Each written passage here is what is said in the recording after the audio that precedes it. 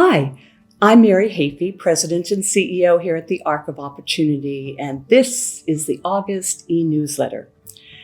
I would like to start as we always do. I will describe myself for those who may just be listening or need the visual description. So I am a white female with silvery blonde hair and in my late 60s. I am wearing purple today with my two favorite pins, the Arc of Opportunity lapel pin, of course, and my Black Lives Matter pin. I also want to acknowledge that we are here today on the unceded land of the Nipmuc people of the Nashaway tribe, who were stewards of this land long before we arrived, and to honor their history of this land. So I have a guest today. It's always nice to have somebody else here. And in a few minutes, I will introduce our new program director of family supports. But I do want to acknowledge that you may have heard in the news that there is an increase in COVID cases. That's true here. I think we're at a handful. So it's not a big swing.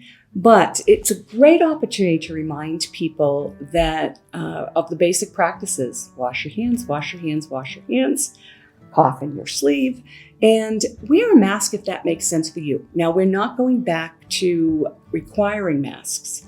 We follow the CDC's guidelines, and they are not recommending that at this point in time. However, do what's right for you.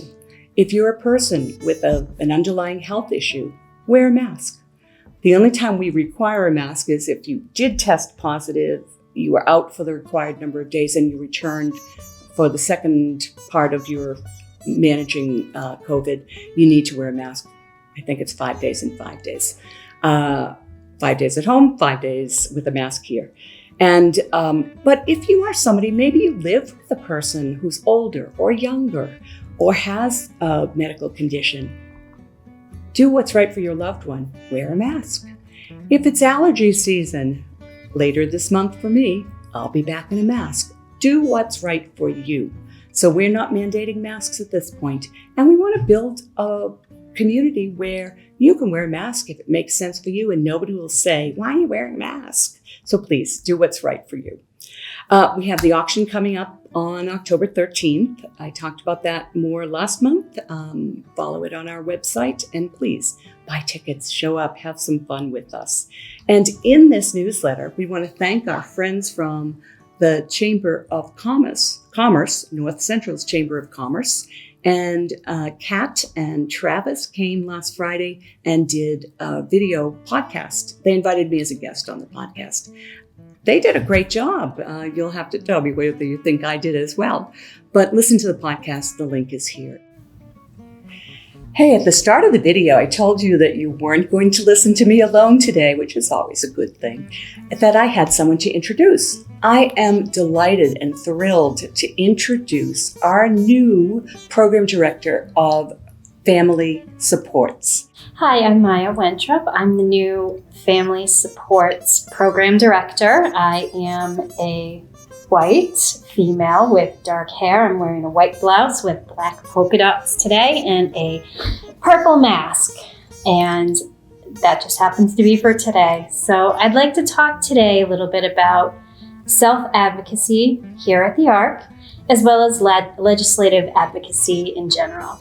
So we have a robust program here of self-advocacy with a group of talented self-advocates who would love to have some more self-advocates join us. So what is self-advocacy? What does that mean? That means that you use your voice to talk about things that are important to you. It means that we reach out to our legislators on both the state and the federal level, and we figure out ways to share what's important to us so that they know. Yeah. And that we can educate them on the issues that are important to us. So right now, I'm actually going to talk about our federal legislators, because we are in the middle of what is called August recess. And that is when our federal legislator... Is that like our senators and our representatives? Yeah, so that's our senators and our Congress people. Okay. On the federal level, they come back to our local district and they hear from the constituents.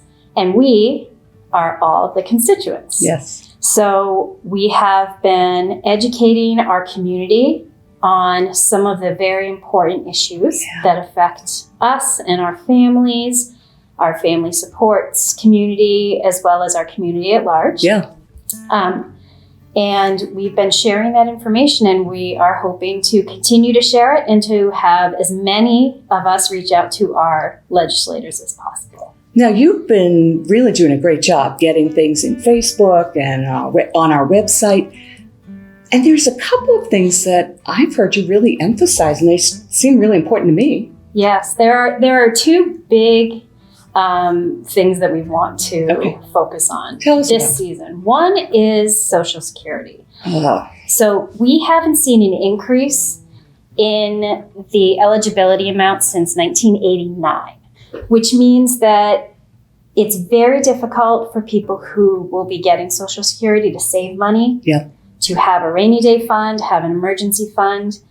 And we're hoping that those... Wait a minute, why is that? Why is that important? That's important because... And what can they have? I mean, can I have $10,000 if I could save that up? No. That's what we're hoping for. Right now, I think you can have $2,000. And what we're hoping is that, so that's for a single individual. So right now, you can have $2,000 in savings in order to be eligible. Any more than that, you can lose your benefits. You can lose your benefits. Yeah. So what we're hoping is that we can increase that to $10,000 for an individual. Yeah. And then for a couple, it will increase to, I believe it's $20,000. Yeah. And there would also be an automatic annual increase based on inflation, which we have not seen for quite some time since the levels are very low. I'm excited to hear them talk about single person and a couple, because right now there's lots of penalties if you happen to do what many people do, fall in love and get married. So that's really some progress. And there is some talk about some additional legislation that will be introduced in September to talk about those things. Okay. Yep, and there's more to come on that. So what do the people who are listening to this need to do? So the best thing to do right now is to contact our local legislators, who are Ed Markey, Elizabeth Warren. They're our senators. Right. And they are both here. They both have Boston and Springfield offices. Yep. And then Lori Tran she has a Lowell address. And then we have Jim McGovern, who has a Leominster address and a Worcester address. So we do have people right within distance of us. Absolutely. Yeah. And to just share our voice on this and to just say how important it is for all manner of different parts of our community to have this increase happen. And, I think the people we support have many gifts and talents, want to work, want to plan for a future, may want to be a homeowner one day. But when all you can save is $2,000, it's hard to achieve those goals. It's actually impossible. It's impossible. Right now. We can't do it in our current climates. Absolutely. Yeah. And so you're looking for people to join the Self Advocacy group. Absolutely. And lend their voices to this. When's the group meet? The group is going to start meeting again in September. Oh, good. Yep. And so we'll have some more information coming out about that. Yep. And there's often been an evening group and a daytime group, so we'll stay tuned for what your plans are. I think we're going to start with our evening group. Great. Traditionally, I believe we've been on Wednesdays, so I think we're going to keep Wednesdays going. Yep. And right now we're reaching out to our federal legislators, but as we go through the year, we want to build relationships with our local state lawmakers, our local lawmakers. It's all very important that we have a relationship and that they know who we are. And they know that you vote. Right. So being a registered voter really does matter. It increases the clout that you have. And when our legislators know your family or you as an individual, and they're wondering about legislation, your voice truly matters because they've gotten to know you. So make visits to their local offices. And thanks for explaining why. We love our state people, but in August, it's the federal folks who are back in their districts. So sure. And that's why they do it. That's why they come here, so that they can do that. Yeah, they're not on vacation. They're really here to make it easier for stakeholders to actually get to them. They sure are. Good. Yeah. Good. Hey, Maia, we're thrilled that you've joined us because you bring some energy and some experience, and I'm excited to see how this all unfolds in the months ahead. Thank you. Me too.